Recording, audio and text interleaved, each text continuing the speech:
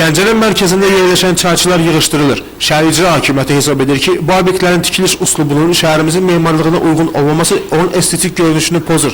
Çayçı sahibləri isə bildirirlər ki, belə obyektlərin ləğv edilməsi kiçik sahibkarlığın inkişafına əngəl törədir. Gördüğünüz o tikinti.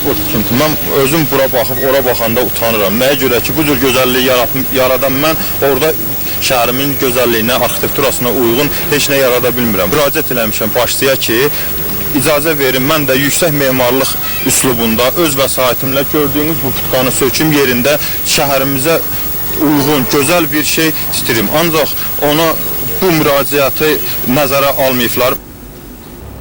Mehman Cəfərov onu da bildirdi ki, bu haqda hətta şəhərimizin ağsaqqal və ziyalıları da şəhər icra hakimiyyətinə dəfələrlə müraciət ediblər və şəhərimizin sakinləri bu haqda nə fikirləşirlər. Mərkəzdə çayçıların olmasına necə münasibət bəsləyirlər? Çox pis. Çox pis. Ona görə ki, uşaqların təlim tərbiyəsi pozulur. Dərsdən qaçan da gedir, oturur orada. Məktəbdən qaçan da, uşaqlar da bir-birinə baxır.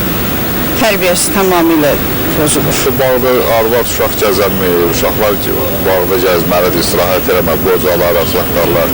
Sadəcə belədir ki, ya nərtaq oynurlar, ya nədir bu, radionu, televiziya qururlar, gecə səhərə kimi orada televiziya baxırlar, olmadan.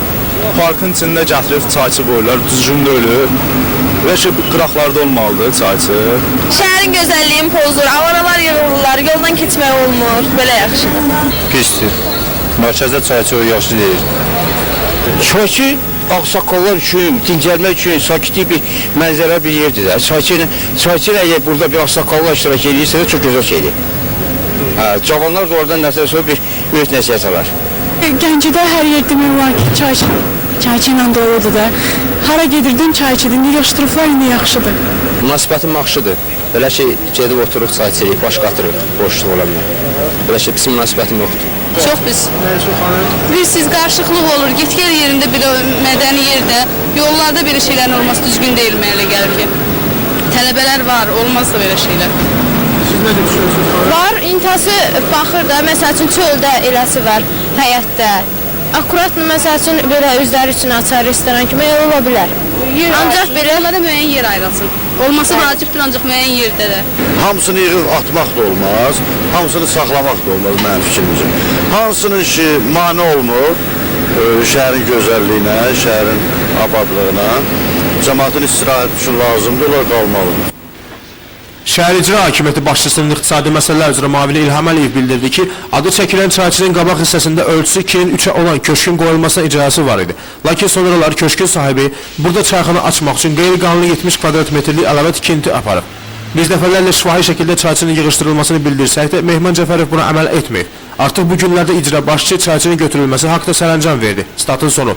O ki, qaldı kiçik sahibkarlığın fəaliyyəti üçün şəraitin yaradılmasına müsahibimiz belə cavab verdi.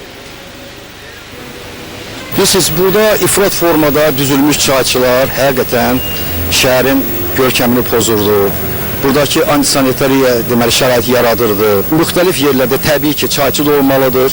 Müəyyən dislokasiyalar verilməlidir. Sanitariya qaydalarına uyğun, ticarət qaydalarına uyğun. O da üzərində bizim baş memar işləyir. Ona tapşırıq artıq icra başçısı tərəfindən verilibdir və bu yaxın günlərdə demək olar ki, o bəyan ediləcəkdir və istəyən sahibkarlar həmin o çayçı fəaliyyətini və digər yaşayış xidmətlərini orada göstərə bilərlər. Yəni ki, onlar üçün əlavə yerlər ayrılacaq. Təbii. Digər yerlərdə. Bəli, nəzərdə tutulacaqdır.